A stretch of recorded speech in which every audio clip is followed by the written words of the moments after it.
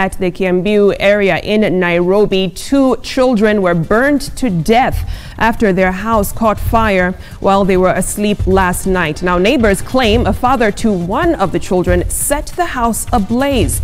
The father is currently being held at Shariamoyo police post to protect him from enraged residents who wanted to lynch him.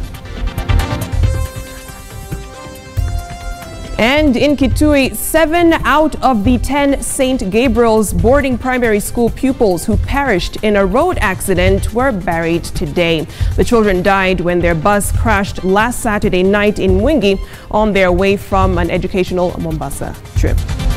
Now here in Nairobi, the Ashwell Center began demolishing their wall after asking Nairobi County to allow them to do it themselves. The wall was part of structures targeted for demolition on claims of being on River Reserve. The Ashwell Temple, Monuments and Cultural Center will be spared as they are far from the river.